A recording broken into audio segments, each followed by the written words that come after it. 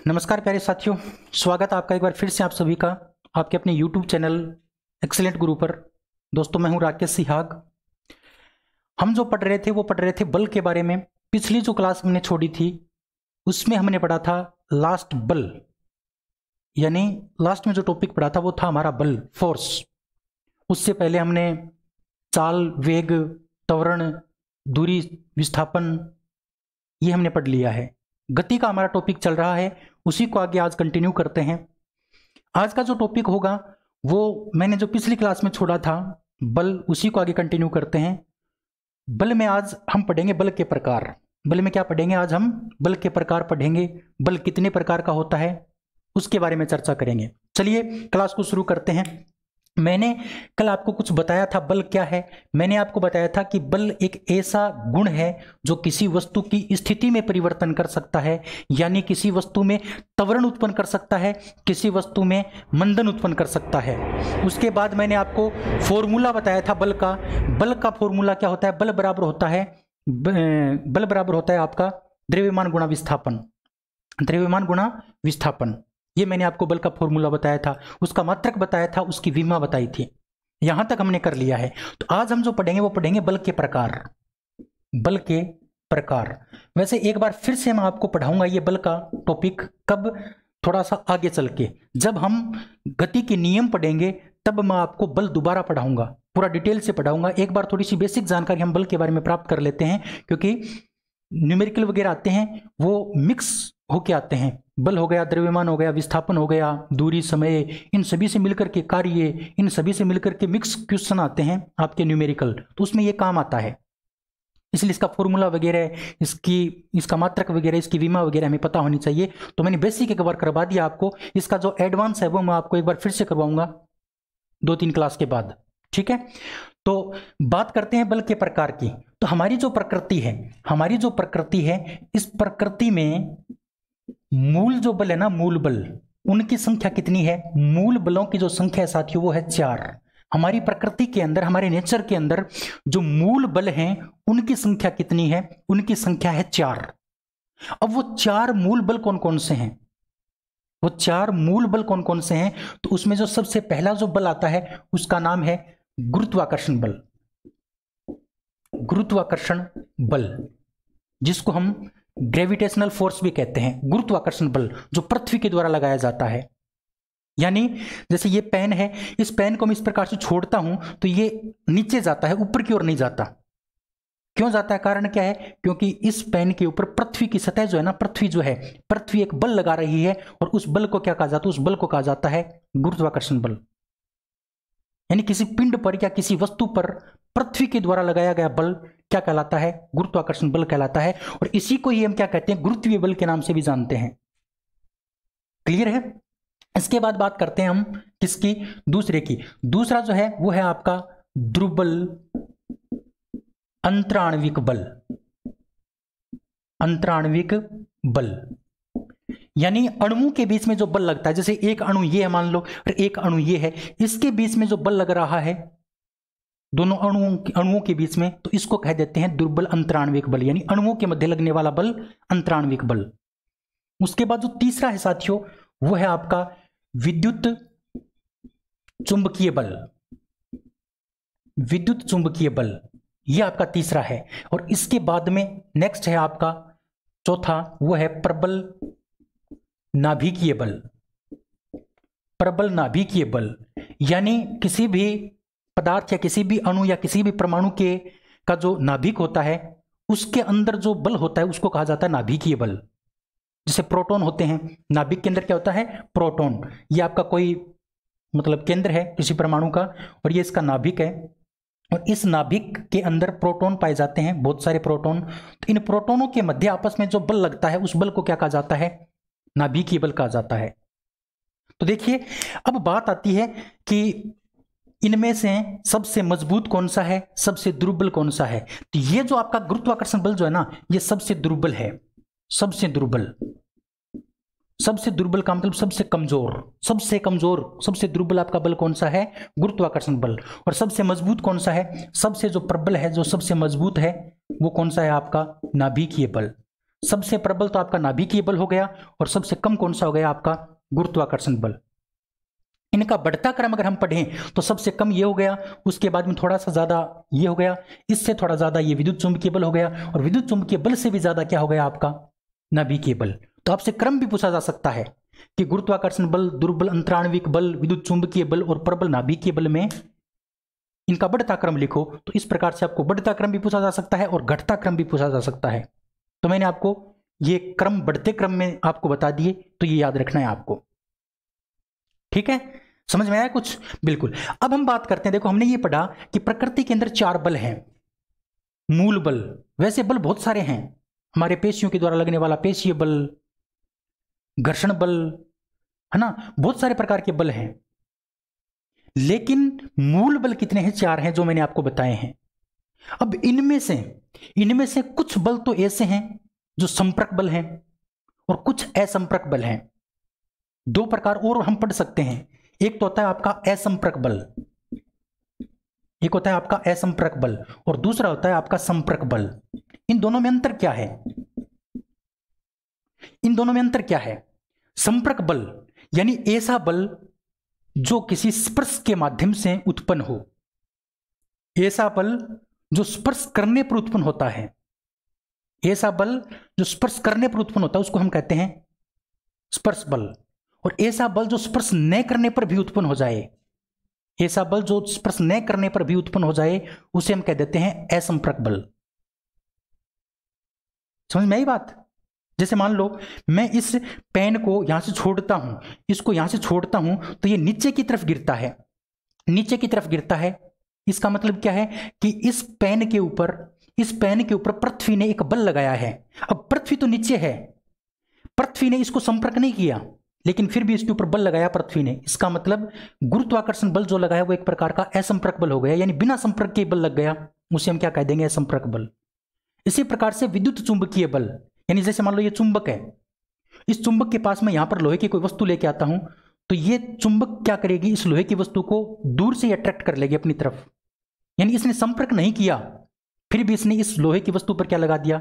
बल लगा दिया। जैसे मान लो ये तो चुंबक है और ये कोई लोहे की वस्तु है, तो यहां पर हम लोहे की वस्तु रख देते हैं और यहां पर ये चुंबक है, तो ये चुंबक इस लोहे की वस्तु को दूर से अपनी तरफ खींच लेती है। इसका मतलब इस चुंबक ने इस लोहे की वस्तु पर बल संपर्क करके नहीं लगाया, बिना संपर्क के बल लगा दिया। तो ये विद्युत चुंबकीय बल भी क्या है? आपका एक प्रकार का असंपर्क बल है। समझ में आ रही है बात?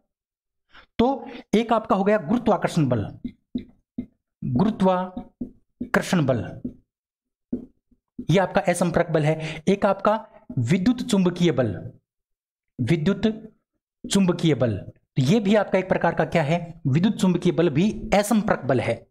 समझ में आ रही है बात? इसी प्रकार से बात करते हैं संपर्क बल की, कि संपर्क बल क्या होता है? जो संपर्क करने पर उत्पन्न होता है, ऐसा बल जो संपर्क करने पर उत्पन्न हो, उसे हम कहेंगे संपर्क बल। जैसे मान लो ये पेन है और इस पेन को मैंने मेरी हथेली पर इस प्रकार से रख रखा है। अब इस पेन को मुझे इस प्रकार से ऊपर उठाना है, तो इसको ऊपर उठाने के लिए क्या करना पड़ेगा? मुझे इसको संपर्क करना पड़ेगा और फिर बल लगाना पड़ेगा, तब ये ऊपर उठेगा। यानी ये जो पेन था ये मेरी हथेली के ऊपर था, इस हथेली से मेरे को इसको ऊपर की ओर उठाना है, तो इसको ऊपर की ओर उठाने के लिए मुझे इसको संपर्क करना पड़ेगा, संपर्क करके इस प्रकार से ऊपर उठाना पड़ेगा, तो इसको कह देंगे हम संपर्क बल। ये तो है नहीं कि मैं इस प्रकार से करूं और ये अपने आप ऊपर की ओर चलने लगे, ये तो फिल्मों में होता है, साउथ की फिल्मों में। यहां साउथ की फिल्म तो है नहीं, तो इसका मतलब क्या होगा? संपर्क करना ही पड़ेगा। समझ में आ रही है बात? तो संपर्क बल क्या होता है? जो आपका पेशीय बल होता है, पेशीय बल जो आप मांसपेशियों के द्वारा जो बल लगाते हो उसको कहा जाता है पेशीय बल। तो पेशीय बल एक प्रकार का आपका संपर्क बल होता है। इसी प्रकार से आपका घर्षण बल, घर्षण बल, घर्षण बल भी एक प्रकार का आपका क्या है? संपर्क बल है। बिना संपर्क के घर्षण नहीं हो सकता, बिना संपर्क के घर्षण नहीं हो सकता, तो ये घर्षण बल भी संपर्क बल का एक उदाहरण हो गया। समझ में आ रही है बात? ठीक है।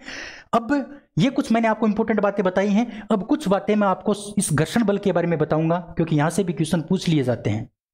ठीक है। घर्षण बल की अगर बात करते हैं तो घर्षण जो बल है ना, घर्षण बल गति में सहायता करता है। क्या करता है? गति में सहायता करता है। यानी अगर ये घर्षण बल इस पृथ्वी के ऊपर नहीं होगा तो गति संभव नहीं है। गति पैदा करने के लिए किसकी जरूरत पड़ती है? घर्षण की जरूरत पड़ती है। अगर घर्षण नहीं होगा तो वस्तुएं फिसलने लगेंगी, और जब वस्तु फिसलती है ना तो गति नहीं हो सकती। तो गति में सहायता कौन प्रदान करता है? यह घर्षण बल गति में क्या करता है? सहायता प्रदान करता है, गति में सहायता करता है। क्लियर है बात? दूसरी बात, यह हमेशा गति की विपरीत दिशा में लगता है। गति की विपरीत दिशा में लगता है, विपरीत दिशा में। यानी कहने का मतलब, जैसे मान लो ये कोई ऑब्जेक्ट है, ये मान लो कोई बॉक्स है। अब ये बॉक्स अगर गति इस साइड कर रहा है ना, गति इस साइड करेगा तो घर्षण किस साइड लगेगा? इस साइड। घर्षण हमेशा गति के विपरीत दिशा में लगता है। घर्षण बल हमेशा गति की विपरीत दिशा में लगता है, ये बात भी आपको याद रखनी है। ठीक है, अब आगे बात करते हैं इस घर्षण के बारे में। और क्या बात बतानी आपको, वो देखो। एक बात और याद रखनी है, ये जो घर्षण बल है इसको आवश्यक बुराई कहा जाता है। आवश्यक बुराई या फिर दोष कहा जाता है। आवश्यक बुराई या दोष क्यों कहा जाता है उसका कारण भी मैं आपको बताऊंगा। ये जो घर्षण बल है ना, ये आवश्यक बुराई के नाम से भी इसको जाना जाता है। क्यों? कारण क्या है वो देखो। आवश्यक तो क्यों नाम लिखा मैंने? क्योंकि ये हमारे पृथ्वी के ऊपर जरूरी है वस्तुओं को गति कराने के लिए। वस्तुओं को गति कराने के लिए इसकी आवश्यकता पड़ती है, इसलिए आवश्यक है। और बुराई क्यों है? क्योंकि घर्षण जब होगा तो हमारी आर्थिक हानि हो सकती है। जैसे आपके पास मान लो कोई गाड़ी है, अब गाड़ी को गति कराने के लिए तो किसकी जरूरत पड़ेगी? घर्षण की जरूरत पड़ेगी। लेकिन जब वो गति करेगी और जब उसके ऊपर घर्षण लगेगा, उसके टायरों के ऊपर घर्षण लगेगा तो उसके टायर क्या हो जाएंगे? उसके टायर घिस जाएंगे। उसके जो टायर हैं वो क्या हो जाएंगे? घिस जाएंगे, और आपकी आर्थिक हानि हो सकती है। तो वो हमारे लिए एक प्रकार की बुराई भी है। जैसे आप चप्पल पहनते हो तो चप्पल आपकी टूटती क्यों है? घर्षण के कारण घिस जाती हैं, तो वो भी एक प्रकार की आर्थिक हानि है। जूते का तलवा है वो टूट जाता है, घिस जाता है नीचे से, किसके कारण? इस घर्षण के कारण। तो ये आवश्यक है लेकिन बुराई है। तो ये इंपॉर्टेंट बात है जो आपको याद रखनी है। ठीक है, अब नेक्स्ट देखो, अब हम बात करते हैं घर्षण के बारे में कुछ इंपॉर्टेंट बात और। अब घर्षण के प्रकार की बात करते हैं। घर्षण के कई प्रकार होते हैं। जैसे मैं आपको एक डायग्राम के द्वारा बताता हूं। ये मान लो कोई बॉक्स है, ये कोई बॉक्स है, डब्बा है, इसमें सामान रखा है, और इसके ऊपर हमने क्या किया? इस प्रकार से गति करवाई। इस प्रकार से हमने गति करवाई तो घर्षण किस प्रकार से लगेगा? इस साइड में बल लगेगा। इस प्रकार से क्या लगेगा? घर्षण बल लगेगा। इस साइड आपका लगेगा घर्षण बल। एक आपका ये बॉक्स है, एक ये बॉक्स है, इसके नीचे आपने क्या किया? यही सेम का सेम बॉक्स है और इसके नीचे आपने क्या लगा दिए? दो टायर लगा दिए। ये दो टायर लगा दिए। तो अब ये गति तो मान लो इस साइड कर रहा है, और घर्षण बल किस साइड लगेगा? इस साइड। विपरीत दिशा में लगता है हमेशा, तो ये आपका घर्षण बल लगेगा। और एक आपकी कंडीशन ये है कि ये मान लो कोई बॉक्स है और इस बॉक्स के ऊपर आपने बल तो लगाया लेकिन इसने गति नहीं की। इसने गति नहीं की। घर्षण बल लगने के बाद भी इसने क्या नहीं की? गति नहीं की। तो ये तीन कंडीशन आपके सामने है। ये आपकी 1 नंबर कंडीशन, ये 2 नंबर कंडीशन और ये 3 नंबर कंडीशन। तो इस बल को तो क्या कहा जाता है? इस बल को तो कहा जाता है आपका सर्पी घर्षण कहा जाता है, सर्पी घर्षण। और इसको कहा जाता है रोलिंग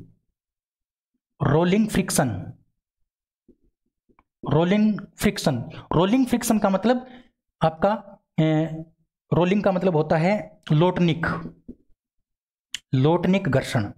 इसको कहा जाता है लोटनिक घर्षण। और इसने गति नहीं की, मतलब ये अपनी जगह स्थित है, एक जगह स्थित है, इसलिए इसका नाम क्या हो जाता है? स्थैतिक घर्षण। इसका नाम हो जाता है स्थैतिक घर्षण। इसको मैंने सर्पी घर्षण कहा क्योंकि ये अपनी सतह से क्या कर रहा है? इस प्रकार से सरफेस से अपनी सतह से क्या कर रहा है? इस प्रकार से घिस रहा है। तो इसको क्या हमने कह दिया? सर्पी घर्षण। इसको मैंने कहा लोटनिक, इस प्रकार से लोट मार रहा है। लोट मतलब ये क्या कर रहा है? रोलिंग कर रहा है, इस प्रकार से रोल हो रहा है, इसलिए इसका नाम हो गया रोलिंग घर्षण। क्योंकि इस टायर के ऊपर घर्षण तो लगेगा लेकिन वो रोलिंग के आधार पर लगेगा, मतलब इस पर घुमावदार रूप में लगेगा, इसलिए इसका नाम हो गया रोलिंग फ्रिक्शन या फिर लोटनिक घर्षण। और इसका नाम हो गया स्थैतिक घर्षण, क्योंकि इसके ऊपर बल लगा लेकिन फिर भी ये क्या नहीं हुआ, अपनी जगह से हिला नहीं, गति इसमें उत्पन्न नहीं हुई, इसलिए इसका नाम हो गया स्थैतिक घर्षण। अब बहुत सारे दोस्त हैं वो क्वेश्चन पूछते हैं कि हमारी जो गाड़ियां होती हैं उनके जो टायर हैं वो गोल क्यों बनाए जाते हैं, उसका कारण क्या है? तो उसका कारण ये है कि साथियों जो लोटनिक घर्षण होता है ना, लोटनिक घर्षण, क्योंकि टायरों में क्या कौन सा घर्षण लगेगा? लोटनिक घर्षण, क्योंकि टायर क्या होते हैं? गोल होते हैं, और जो गोल वस्तु होती है उस पर हमेशा कौन सा घर्षण लगता है? लोटनिक घर्षण लगता है। तो हमेशा ध्यान रखना कि एक तो आपका होता है सर्पी घर्षण, एक तो आपका होता है सर्पी घर्षण और एक होता है आपका लोटनिक घर्षण। लोटनिक घर्षण, तो जो आपका लोटनिक घर्षण होता है वो कम होता है और सर्पी घर्षण का मान क्या होता है? ज्यादा होता है। हमेशा लोटनिक घर्षण से सर्पी घर्षण क्या होता है? अधिक होता है। इसलिए हमारी गाड़ियों के जो टायर होते हैं वो क्या किए जाते हैं? गोल बनाए जाते हैं। और जो टायर युक्त जो टायर लगा हुआ जो बॉक्स होता है उसको खींचना आसान होता है बिना टायर लगे बॉक्स की तुलना में। कारण क्योंकि इसके ऊपर जो टायरों पर लगेगा वो कौन सा घर्षण लगेगा? लोटनिक घर्षण, और इसके ऊपर जो लगेगा वो लगेगा सर्पी घर्षण। तो सर्पी घर्षण का मान अधिक है। अब घर्षण हम खींच तो हमारी तरफ रहे हैं लेकिन घर्षण लग रहा है पीछे की साइड, तो उसको खींचना क्या हो जाएगा? कठिन हो जाएगा। लेकिन अगर बात करें लोटनिक घर्षण की तो घर्षण तो लगेगा दूसरी साइड लेकिन उसमें कम घर्षण लग रहा है, इसलिए खींचना उसको क्या हो जाता है? आसान हो जाता है। समझ में आई बात? तो ये था आपका घर्षण का टॉपिक या इस मूल बलों का टॉपिक, ये हमारा कंप्लीट हो गया। अब हम जो बात करते हैं साथियों इससे आगे बात करते हैं कार्य की। एक बार इसका स्क्रीनशॉट आप ले लीजिए। इसके बारे में मैं आगे आपको और भी पढ़ाऊंगा। जब हम आगे बात करेंगे गति के नियम पढ़ेंगे उस टाइम मैं आपको इन बलों के बारे में कुछ बातें और पढ़ाऊंगा, पूरी डिटेल से मैं आपको जानकारी दे दूंगा, कोई दिक्कत की बात नहीं है। लेकिन जितनी जरूरी इस टॉपिक में थी उतनी जानकारी मैंने आपको यहां पर बता दी। जब बल का स्पेशल टॉपिक आएगा तब मैं आपको फिर से करवा दूंगा, ठीक है? क्योंकि बल के नियम होते हैं, गति के और बल के नियम होते हैं वो दोनों एक जैसे होते हैं, इसलिए गति के नियम के साथ में बल के नियम पढ़ेंगे ना तब मैं आपको बल दोबारा पढ़ा दूंगा पूरा डिटेल से, ठीक है? अब हमारा जो टॉपिक स्टार्ट होगा साथियों वो होगा कार्य। और कार्य का जो टॉपिक है बड़ा इंपॉर्टेंट है और यहां से क्वेश्चन बहुत अच्छे अच्छे क्वेश्चन पूछे जाते हैं, इनकी चर्चा करते हैं। तो हमारा जो टॉपिक है वह है कार्य, मतलब वर्क। कार्य यानी वर्क के बारे में बात करते हैं, कार्य के बारे में बात करते हैं, वर्क के बारे में बात करते हैं। कार्य क्या है? सबसे पहली बात, जो कार्य होता है वो साथियों एक सदिश राशि होती है। सदिश राशि, कार्य क्या होता है? सदिश राशि होती है। कार्य क्या होता है? सदिश राशि। अब अगर बात करते हैं इसके फॉर्मूले की, इसके सूत्र की बात करते हैं तो इसका सूत्र जो होता है, कार्य को लिखा जाता है W के द्वारा और इसका जो सूत्र होता है वो होता है F। यहां कार्य बराबर क्या होता है? आप इस पर पहले हिंदी में लिखो, कार्य बराबर होता है, कार्य बराबर होता है बल गुणा विस्थापन। बल गुणा विस्थापन। अब कार्य को लिखते हैं W से बराबर, बल को लिखते हैं F से और विस्थापन को लिखते हैं या तो D से या फिर S से। या तो आप D लिख सकते हो या S लिख सकते हो, कौन सा भी लिख लो, D या S एक ही बात है। तो आपने मान लो यहां पर D लिख लिया, डिस्टेंस। अब यहां पर गुणा है ना, तो यहां पर हम गुणा नहीं लगाएंगे, यहां पर हम लगाएंगे डॉट, डॉट प्रोडक्ट, ध्यान रखना। तो ये जो डॉट प्रोडक्ट है ना, इसको कहा जाता है अदिश गुणनफल। अभी मैं आपको बताऊंगा ये होता क्या है, इसके बारे में मैं आपको बताऊंगा। तो ये आपका क्या हो गया? ये आपका हो गया कार्य का सूत्र। और इस कार्य के सूत्र के आधार पर ही हम क्या बना देंगे? इसकी परिभाषा बना देंगे, इसकी डेफिनेशन बना देंगे। कैसे बनेगी? देखो कि जो कार्य जो होता है, कार्य बल तथा बल यानी F और D मतलब विस्थापन, बल तथा विस्थापन के मध्य, बल तथा विस्थापन का अदिश गुणनफल होता है। अदिश गुणनफल, अदिश गुणनफल होता है। अब आपके सामने एक दिक्कत आएगी। दिक्कत क्या है कि यहां पर मैंने बताई आपको सदिश राशि, लेकिन यहां पर मैंने बताया अदिश गुणनफल। यहां पर सदिश राशि, यहां पर अदिश गुणनफल। यह मैं आपका पहले क्लियर कर देता हूं डाउट। देखो हमारी जो सदिश राशि होती है, हमारी जो सदिश राशि होती है, इस सदिश राशि के दो प्रकार के क्या होते हैं? गुणनफल होते हैं। दो प्रकार के गुणनफल, एक होता है आपका अदिश गुणनफल, अदिश गुणनफल, और एक होता है आपका सदिश गुणनफल, सदिश गुणनफल। मैंने बताया कि जो आपकी सदिश राशि होती है उसके दो प्रकार के क्या होते हैं, गुणनफल होते हैं। एक होता है अदिश गुणनफल, एक होता है आपका सदिश गुणनफल। तो जो अदिश गुणनफल होता है इसको कहा जाता है डॉट प्रोडक्ट, डॉट प्रोडक्ट, और इसको कहा जाता है क्रॉस प्रोडक्ट। इसको क्या कहा जाता है, क्रॉस प्रोडक्ट कहा जाता है। और जो डॉट प्रोडक्ट है उसको इस प्रकार से लिखा जाता है, जैसे मान लो ये ए है और ये ऊपर सदिश का चिन्ह लगा दिया और यहां पर मैंने डॉट लगा दिया और यहां पर बी लगा दिया और यहां पर इसके ऊपर सदिश का चिन्ह लगा दिया। मतलब ये जो ऊपर तीर का चिन्ह लगाया ये तो सदिश को डिनोट करता है, सदिश राशि को डिनोट करता है। लेकिन ये जो डॉट प्रोडक्ट है ये किसको कर रहा है, अदिश गुणनफल को। और इसको हम किस प्रकार से लिखेंगे, सदिश गुणनफल को लिखेंगे, ए के ऊपर सदिश का चिन्ह लगा दिया गुणा बी के ऊपर हम क्या लगा देंगे, ये। तो ये जो क्रॉस लगाएंगे तो उसको तो कहा जाता है सदिश गुणनफल, और डॉट लगाएंगे उसको कहा जाता है अदिश गुणनफल। तो जो कार्य होता है ना, कार्य, उसमें ये क्रॉस नहीं लगता, उसमें क्या लगता है, ये डॉट लगता है। कार्य में क्या नहीं लगता, क्रॉस नहीं लगता, ये डॉट प्रोडक्ट लगता है। यानी जो कार्य होता है वो एक अदिश गुणनफल होता है, न कि सदिश। राशि सदिश है वो, लेकिन सदिश राशि का जो अदिश गुणनफल है वही हमारा कार्य है। अब इसको आगे सोल्व करते हैं। ये अगर हमें इस डॉट को हटाना पड़े, कभी भी अगर इस डॉट को हटाना पड़ जाए तो क्या करेंगे, ये हमने ए का ए लिखा और बी का बी लिख दिया, ये हमने हटा तो दिया, लेकिन इसको हटाने के बाद में हमें क्या लगाना पड़ेगा, कोस थीटा लगाना पड़ेगा। क्या लगाना पड़ेगा, कोस थीटा। एक मिनट रुकिए साथियों, क्या लगाना पड़ेगा, कोस थीटा। ठीक है, ये आपको याद रखना है कि हम क्या करेंगे, जब भी हम किसको हटाएंगे, इस क्रॉस प्रोडक्ट को, इस डॉट प्रोडक्ट को हटाएंगे, जब भी इस डॉट प्रोडक्ट को हटाएंगे तो हमें क्या लगाना पड़ेगा, कोस थीटा। और जब हम इस क्रॉस प्रोडक्ट को हटाते हैं तो हमें क्या लगाना पड़ता है, साइन थीटा। क्या लगाना पड़ता है, साइन थीटा लगाना पड़ता है। ये इंपॉर्टेंट बातें हैं जो आपको याद रखनी है। ये मैंने आपको बताई सदिश का जो गुणनफल होता है उसके बारे में। ठीक है, अब देखिए, ये तो मैंने आपको बता दिया कि यहां पर डॉट था इसलिए ये अदिश गुणनफल हो गया। अब इसको आगे हम आगे बढ़ाएं, इसको आगे बढ़ाएं तो इस प्रकार से लिख सकते हैं, या W बराबर एफ डी। ये मैंने हटा दिया, मान लो ये डॉट प्रोडक्ट मैंने हटा दिया, तो जैसे ही हम डॉट प्रोडक्ट हटाएंगे तो उसके आगे क्या लगाएंगे, कोस थीटा। तो आपका ये सूत्र भी हो सकता है।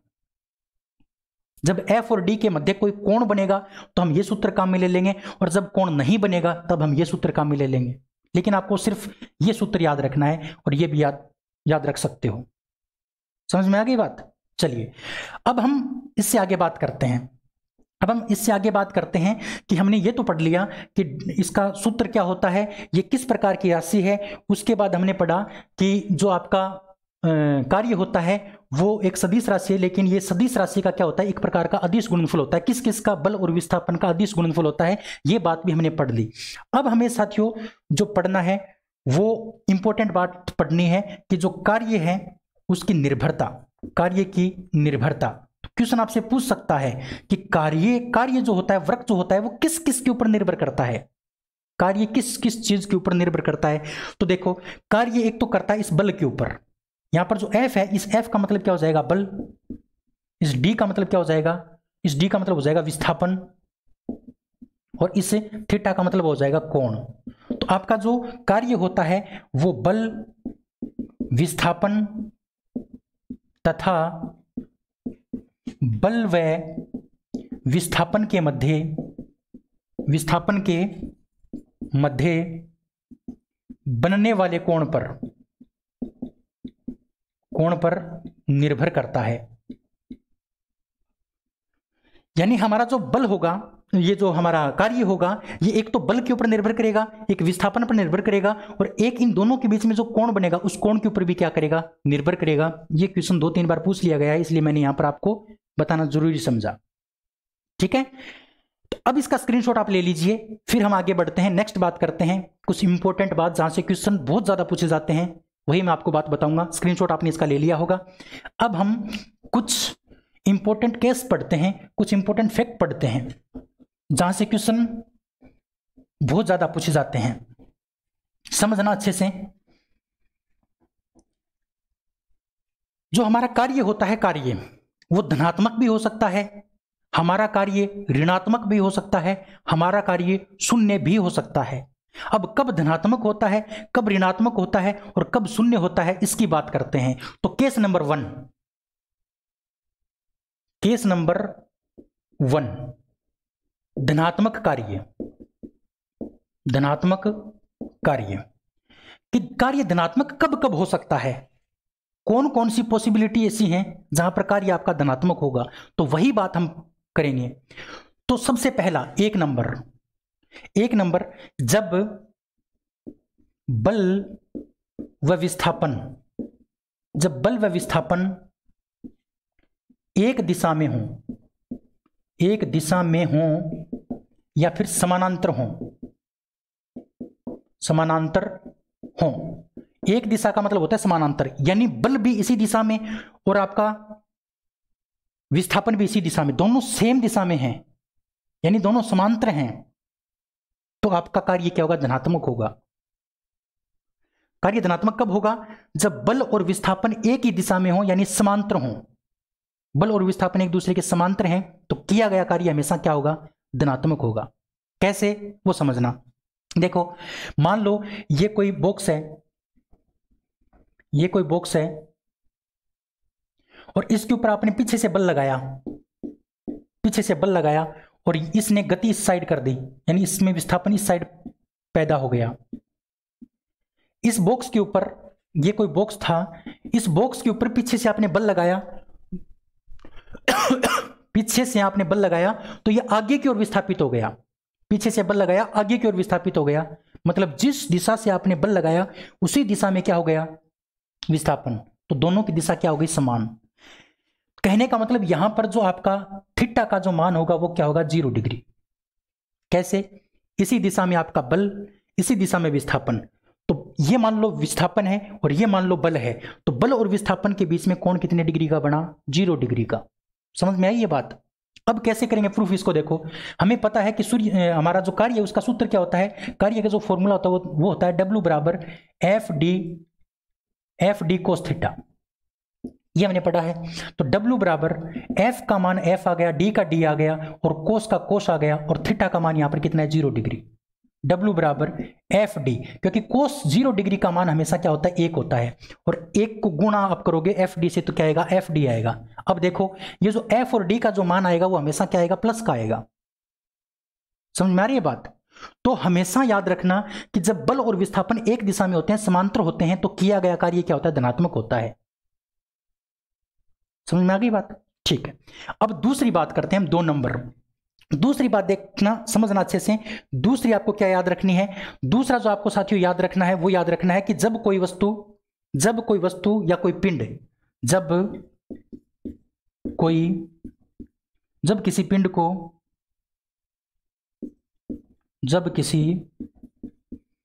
पिंड को ऊपर की ओर उठाया जाता है तो व्यक्ति द्वारा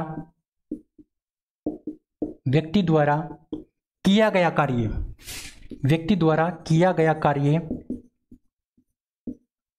धनात्मक होगा।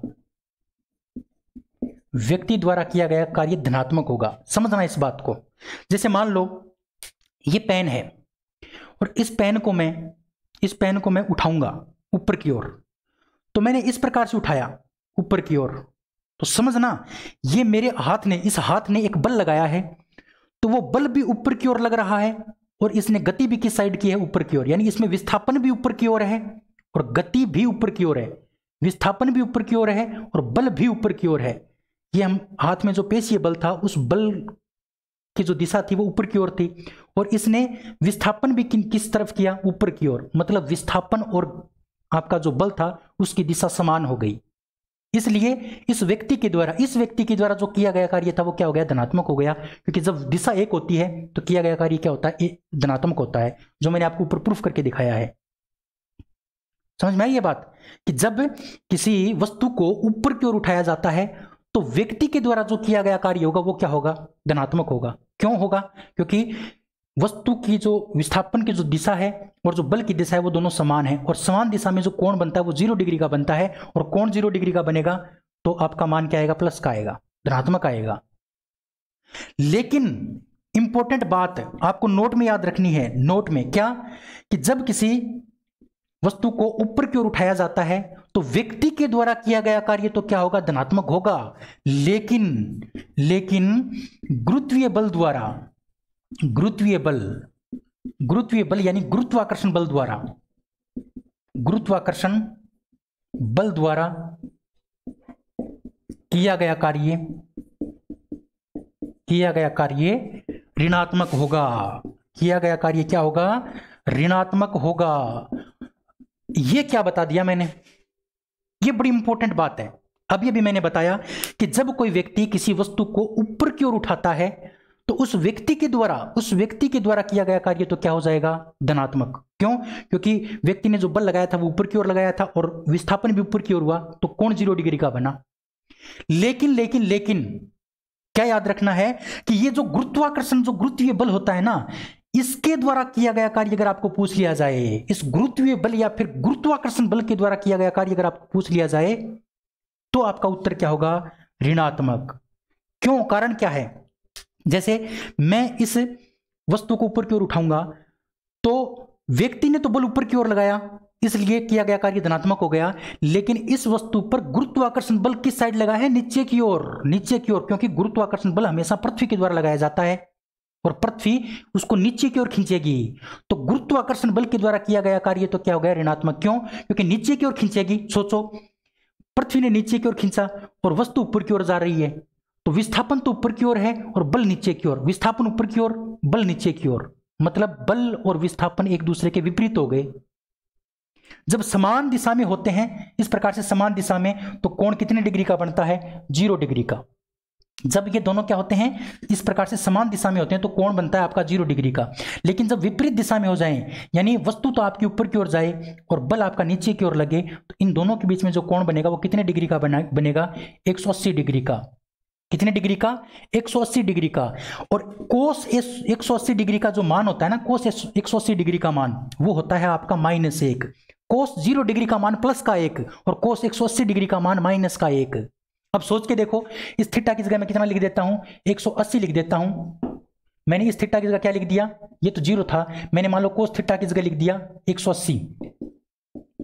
तो इस कोस 180 का मान -1 हो गया और इस -1 को मैं एफ डी से गुणा करूंगा, इस -1 को मैं एफ डी से गुणा करूंगा, तो आपका एफ और डी का मान क्या आ जाएगा, माइनस का। तो हुआ कि नहीं हुआ, ऋणात्मक।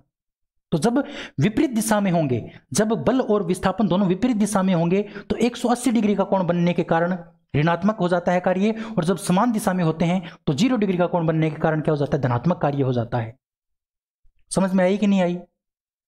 चलिए स्क्रीनशॉट इसका ले लीजिए साथियों। बड़ी इंपॉर्टेंट बात मैंने आपको बताई है कि गुरुत्वाकर्षण बल के द्वारा किया गया कार्य तो ऋणात्मक होगा, लेकिन व्यक्ति के द्वारा किया गया कार्य क्या होगा, धनात्मक। कब? जब हम वस्तु को ऊपर की ओर उठाते हैं तब। ठीक है, ले लिया स्क्रीनशॉट। चलिए अब हम बात करते हैं नेक्स्ट 3 नंबर, तीसरी कंडीशन की बात करते हैं। तीसरी कंडीशन देखो क्या है। तीसरी कंडीशन क्या है कि जब किसी रोलर को, रोलर मतलब रोड रोलर आपने सुना होगा नाम, जब किसी रोलर को हत्थे के सहारे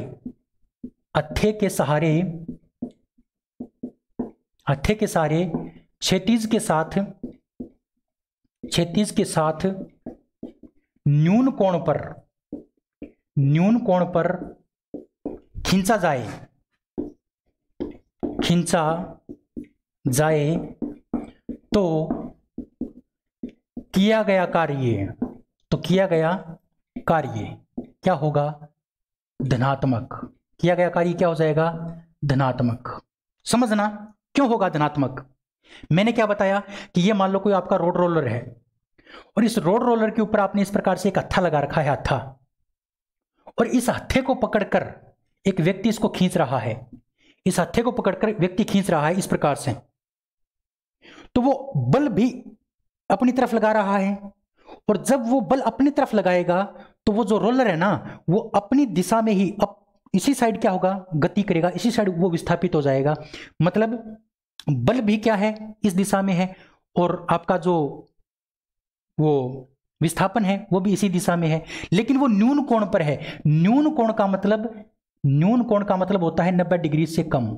90 डिग्री से कम, 90 डिग्री से कम कोण होना चाहिए। वो 90 डिग्री भी नहीं होना चाहिए, 90 डिग्री से कम का कोण होना चाहिए। अगर 90 डिग्री से कम के कोण पर वो अपनी तरफ खींचेगा तो किया गया कार्य क्या होगा? धनात्मक होगा, क्योंकि 90 डिग्री तक, 90 डिग्री से पहले पहले जितने भी मान होते हैं कोस थीटा के वो प्लस में होते हैं। 90 डिग्री के ऊपर क्या हो जाता है? माइनस वो जीरो हो जाता है। और 90 डिग्री से आगे क्या हो जाता है? 90 डिग्री से आगे आपका ऋणात्मक हो जाता है। तो जब किसी रोड रोलर को हम हत्थे के सहारे अपनी तरफ खींचते हैं तो किया गया कार्य धनात्मक होता है। क्यों? क्योंकि वहां पर न्यून कोण बना है। ये बात मैंने मेंशन कर रखी है, यहां पर न्यून कोण पर खींचा है तो न्यून कोण 90 डिग्री से कम होता है। और 90 डिग्री से कम जो कोस थीटा के मान होते हैं वो सारे के सारे प्लस के होते हैं। अब सारे के सारे प्लस के मान होंगे और प्लस के मान को हम एफ डी से गुणा करेंगे तो प्लस ही उत्तर आएगा, इसलिए क्या हो जाएगा? वो धनात्मक हो जाएगा। समझ में आई बात? लेकिन इंपॉर्टेंट बात एक और, सबसे इंपॉर्टेंट ये आपको याद रखनी है कि जब किसी रोड रोलर को हत्थे के सहारे न्यून कोण पर अपनी तरफ खींचा जाता है तो व्यक्ति के द्वारा किया गया कार्य तो धनात्मक होगा। व्यक्ति के द्वारा किया गया कार्य तो क्या होगा? धनात्मक होगा। लेकिन घर्षण बल द्वारा किया गया कार्य, लेकिन घर्षण बल द्वारा किया गया कार्य, घर्षण बल द्वारा किया गया कार्य क्या हो जाएगा? ऋणात्मक। ये क्यों होगा ऋणात्मक? इसका कारण आपको समझना है। मैंने आपको क्या बताया था घर्षण में कि घर्षण हमेशा गति के विपरीत लगता है। घर्षण हमेशा गति के विपरीत लगता है। अब मैं रोड रोलर को मेरी तरफ खींच रहा हूं इस प्रकार से, तो गति तो मेरी साइड होगी लेकिन घर्षण तो उसके विपरीत लगेगा, जो बताई थी मैंने आपको। बल हमेशा, घर्षण बल जो हमेशा विपरीत दिशा में लगता है, तो गति मेरी साइड, घर्षण बल पीछे की साइड, तो दोनों एक दूसरे के विपरीत हो गए। गति इस साइड है, घर्षण बल इस साइड है, एक दूसरे के विपरीत। 180 डिग्री का कोण, और 180 डिग्री का कोण क्या होता है? माइनस का। मतलब कोस 180 डिग्री का मान -1 होता है, और माइनस को एफ डी से गुणा करेंगे तो उत्तर किसका आएगा? माइनस का आएगा। बताओ, कोई तकलीफ है, कोई दर्द है, कोई दुख है तो बताओ। अब भी समझ में नहीं आया? नहीं आया तो एक बार वीडियो को दोबारा देख लीजिए, पॉज करके पीछे बैक करके देख लीजिए, समझ में आ जाएगा। फिर भी कोई डाउट रहता है तो आप कमेंट कर दीजिए। कमेंट अगर आप करोगे तो कमेंट में जो आपका क्वेश्चन होगा मैं अगली क्लास में शामिल कर लूंगा, और आपका कमेंट है वो, आपका जो डाउट है वो क्लियर कर दूंगा। समझ में आया? चलिए अब हम बात करते हैं नेक्स्ट। ये तो हमारा हो गया 3 नंबर, ठीक है। अब हमें जो चार नंबर बात करनी है वो बात करेंगे स्प्रिंग की। स्प्रिंग को खींचा जाए, स्प्रिंग को खींचा जाए तो बाह्य बल, बाह्य जो बल होता है वो होता है एक प्रकार का खिंचाव बल। खिंचाव बल तो क्वेश्चन आपसे पूछ सकता है कि यदि किसी स्प्रिंग को खींचा गया है तो खिंचाव बल के द्वारा किया गया कार्य कैसा होगा? धनात्मक, ऋणात्मक, शून्य या इनमें से कोई नहीं। तो आपको याद रखना है, स्प्रिंग को अगर खींचा जाए तो बाह्य बल या फिर खिंचाव बल के द्वारा किया गया कार्य क्या होगा? धनात्मक होगा। किया गया कार्य क्या होगा? धनात्मक। क्यों होगा? जैसे मान लो ये स्प्रिंग है, इस प्रकार से, इस स्प्रिंग को मैंने इस प्रकार से खींच लिया, इस प्रकार से मैंने खींच लिया, तो खींचने के बाद इसके अंदर कौन सा बल आ गया? खिंचाव बल आ गया, खिंचाव बल। अब जैसे ही मैं इसको छोड़ूंगा तो इस खिंचाव बल के कारण, इस खिंचाव बल के कारण वो स्प्रिंग वापस इस प्रकार से अंदर की तरफ जाएगा। तो देखो, इस खिंचाव बल के कारण ये बल जो था ना, ये बल इस साइड लगेगा वापस, बल भी इस साइड है और ये स्प्रिंग भी इस साइड है, दोनों की दिशा समान हो गई। और जब दोनों की दिशा समान हो जाती है तो बनने वाला कोण 0 डिग्री, और कोस 0 डिग्री का मान क्या होता है? प्लस का 1 होता है, इसलिए क्या हो जाएगा? धनात्मक हो जाएगा। समझ में आई बात? चलिए स्क्रीनशॉट इसका ले लीजिए जल्दी से। फिर हम बात करते हैं केस नंबर 2 की, और केस नंबर जो 2 है साथियों वो है हमारा ऋणात्मक कार्य। चलिए अब हमें बात करनी है ऋणात्मक कार्य की, कि कार्य ऋणात्मक कब हो सकता है। 2 बातें तो मैंने आपको बता दी ऋणात्मक की, कुछ बातें और बता देता हूं। ऋणात्मक कार्य कब होगा? ऋणात्मक कार्य समझना, ऋणात्मक कार्य कब होगा?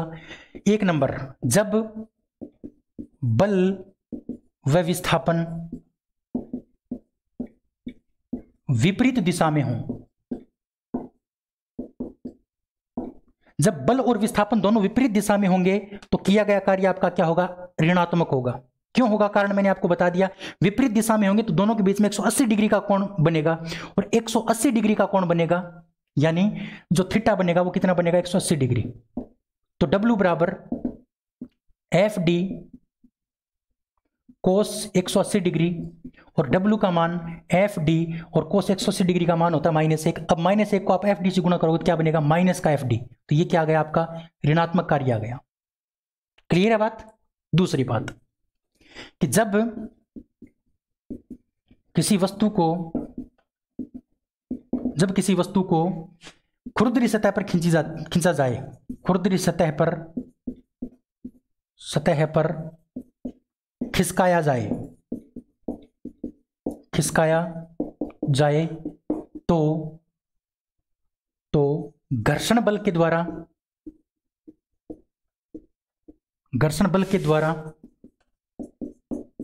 किया गया कार्य ऋणात्मक होगा। तो अभी मैंने बताया था घर्षण बल हमेशा गति के विपरीत दिशा में लगता है, तो इसमें भी 180 डिग्री का कोण बनेगा, इसलिए ये भी क्या हो जाएगा, आपका ऋणात्मक हो जाएगा। ठीक है, तो ये बात हो गई हमारी ऋणात्मक की। अब हम बात करते हैं शून्य कार्य की। कार्य शून्य कब हो सकता है, इसका स्क्रीनशॉट आपने ले लिया होगा। अब हमें बात करनी है कि कार्य शून्य कब होगा,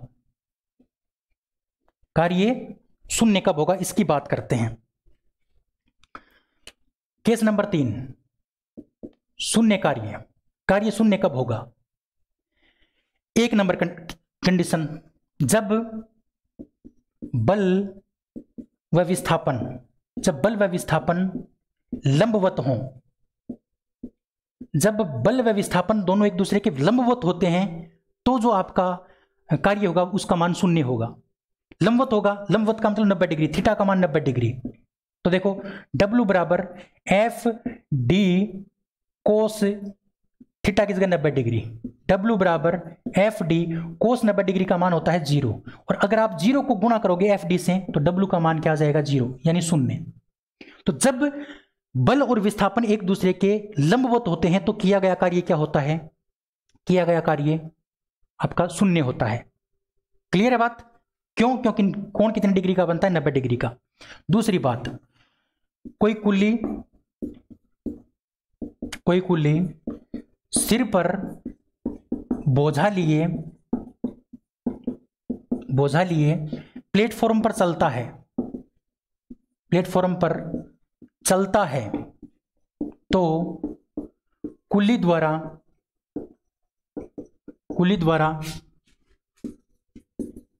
किया गया कार्य शून्य होगा। किया गया कार्य क्या होगा, शून्य होगा। अब समझना इस बात को, यानी बेचारा पूरे दिन कुल्ली क्या करता है, सामान को इस प्रकार से ढोता है, पूरे दिन अपने घर वालों के लिए कुछ कमा के लेके आता है, लेकिन विज्ञान उसको काम नहीं मानती। विज्ञान उसको क्या नहीं मानती, काम नहीं मानती, उसको कार्य नहीं मानती है। कुल्ली ने कोई काम नहीं किया पूरे दिन में, उसने अपने मांसपेशियों का जो काम किया वो तो किया होगा, लेकिन विज्ञान की भाषा में उसने कोई काम नहीं किया। कारण क्या है कि मान लो ये कुल्ली है, ये कुल्ली जी हैं,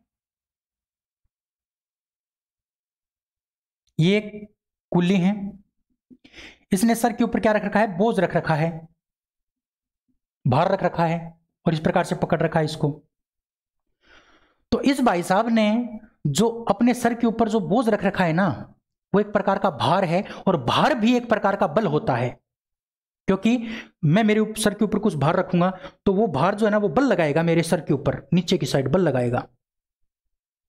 ठीक है, तो इस भार की अगर बात करिए, मान लो भार है, तो इस भार ने जो बल लगाया वो इस साइड लगाया, और व्यक्ति चल किस साइड रहा है, इस साइड ये क्या कर रहा है, गति कर रहा है। कुल्ली इस प्रकार से चल रहा है अपने सर के ऊपर भार लिए हुए, तो गति इसकी इस साइड है, यानी गति इस साइड है, विस्थापन इसका इस साइड है, ये विस्थापन है, और नीचे की साइड इसका क्या है, नीचे की साइड इसका है बल। तो इन दोनों के बीच में जो कोण बना कितने डिग्री का, 90 डिग्री का। और जब कोण 90 डिग्री का हो जाता है तो किया गया कार्य क्या होता है, शून्य होता है। तो कुली भाई साहब ने कोई काम नहीं किया। जैसे आपके घर में आपकी मम्मी होगी या कोई और जो भी आपका काकी चाची ताई जो भी हैं, और वो पूरे दिन मान लो पानी लेके आती हैं नल से। गाँव में तो जो नल होता है बाहर से पानी लेके आना पड़ता है। आजकल तो घर घर नल हो गए हैं, लेकिन थोड़े दिन पहले की अगर बात करें, कुछ सालों पहले की, तो गांव में एक ही नल हुआ करता था, वहीं से पानी लेके आते थे सब। तो पूरे दिन वो क्या करती है बेचारी, अपने सर के ऊपर मटका लिए पूरे दिन वो पानी लेके आती है घर में। लेकिन विज्ञान उसको काम ही नहीं मानती, क्योंकि पानी ने जो वजन लगाया वो नीचे की साइड, मतलब बल नीचे की साइड और गति आगे की साइड। तो बल नीचे गति आगे, दोनों के बीच में कितने डिग्री का कोण, 90 डिग्री का। और जब कोण 90 डिग्री का, तो किया गया कार्य शून्य। ठीक है, यह आपकी दूसरी कंडीशन है जो आपको याद रखनी है। इसका स्क्रीनशॉट आप ले लीजिए, फिर हम आगे बढ़ते हैं। नेक्स्ट हम बात करते हैं वर्ताकार पथ की। 3 नंबर कंडीशन कि जब कोई वस्तु वर्ताकार पथ पर गति करती है तो किया गया कार्य शून्य होगा। यानी जब कोई वस्तु इस प्रकार से वृत्ताकार पथ पर गति कर रही है तो किया गया कार्य शून्य क्यों होगा। जैसे मान लो यह आपका क्या है, कोई वृत्ताकार पथ है और यहां पर मान लो कोई बिंदु ए है। वस्तु ने यहां से चलना स्टार्ट किया इस प्रकार से, और वापस वस्तु यहीं पर आ गई, वापस इसी जगह आके ठहर गई। तो इसमें जो विस्थापन हुआ है ना, विस्थापन उसका मान कितना है, 0, क्योंकि जिस स्थान से चली थी उसी स्थान पर वापस आ गई। और प्रारंभिक और अंतिम बिंदु के मध्य की जो दूरी होती है उसको क्या कहा जाता है, विस्थापन। तो प्रारंभिक और अंतिम बिंदु तो एक जगह है, यानी उसमें कोई अंतर नहीं है, उसमें कोई दूरी नहीं है, 0 दूरी है, 0 किलोमीटर या 0 मीटर है। इसलिए विस्थापन का मान 0, इसलिए W बराबर F, और जो आपका D था, इस D का मान 0 हो गया। तो इस 0 को आप D से F से गुणा करोगे तो कितना आ जाएगा, 0 ही उत्तर आ जाएगा आपका। तो वर्ताकार पथ पर जो कोई वस्तु गति करती है तो उसके द्वारा किया गया कार्य कितना होता है, 0 होता है, शून्य होता है। क्लियर है बात। इसी प्रकार से देखो, एक बात और ध्यान रखनी, 4 नंबर, कि दीवार को खिसकाने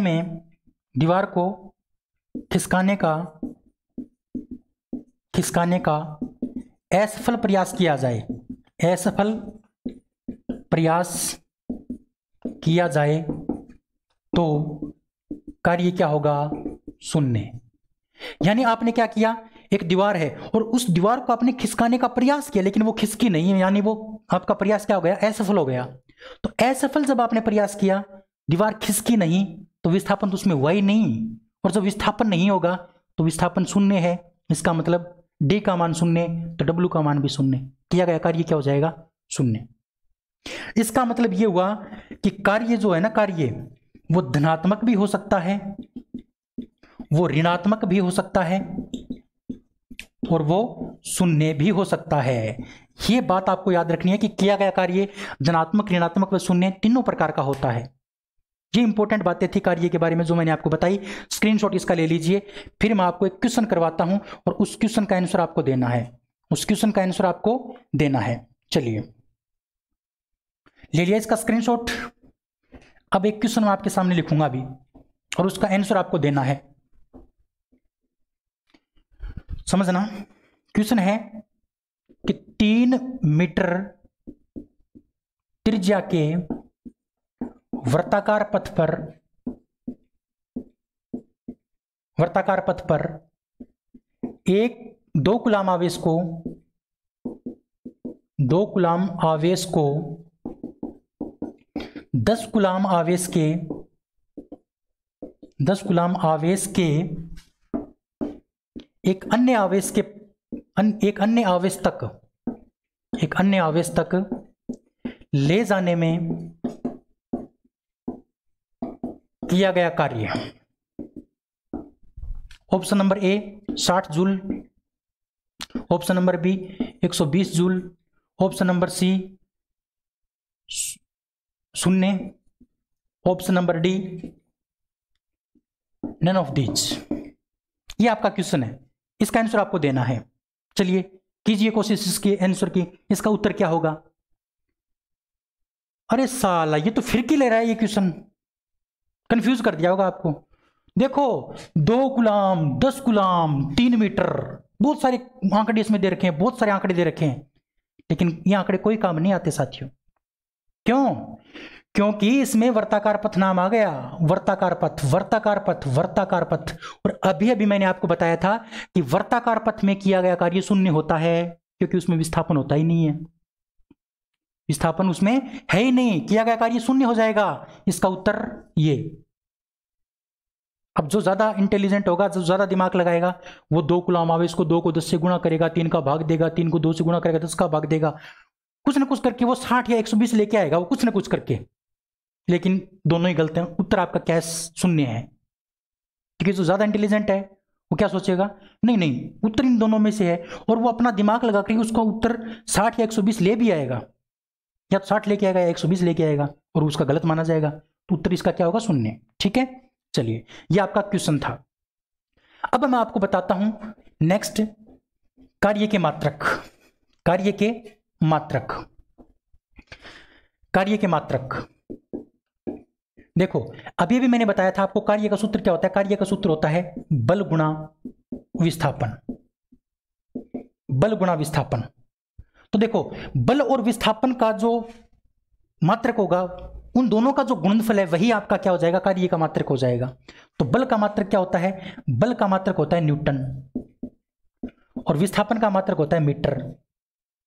तो ये आपका क्या हो जाएगा, न्यूटन गुणा मीटर, न्यूटन गुणा मीटर, ये आपका कार्य का क्या हो गया, मात्रक। न्यूटन बल का और विस्थापन का हो गया मीटर, इन दोनों को गुणा किया तो वो आपका कार्य का मात्रक आ गया। और इसी को कहा जाता है जूल, इसी को क्या कहा जाता है, जूल कहा जाता है। क्लियर है बात? कौन सी पद्धति में, एमकेएस पद्धति में। एमकेएस पद्धति में विस्थापन का मात्रक मीटर, बल का मात्रक न्यूटन, और दोनों को गुणा किया तो न्यूटन मीटर बना। ये एमकेएस पद्धति में किसका मात्रक हो गया, कार्य का। और इसी न्यूटन गुणा मीटर को क्या कहा जाता है, जूल कहा जाता है। इसी प्रकार से बात करते हैं सीजीएस पद्धति की, सीजीएस पद्धति की। सीजीएस पद्धति में जो आपका विस्थापन है, इसका जो मीटर, जो मात्रक होता है सेंटीमीटर, और बल का मात्रक होता है पाउंड, बल का मात्रक होता है डाइन, डाइन, बल का मात्रक क्या है, डाइन। तो इन दोनों को गुणा करेंगे तो ये बनेगा डाइन गुणा सेमी, डाइन गुणा सेंटीमीटर। तो डाइन गुणा सेंटीमीटर आपका सीजीएस पद्धति में हो गया कार्य का मात्रक, और इसी को कहा जाता है अर्ग।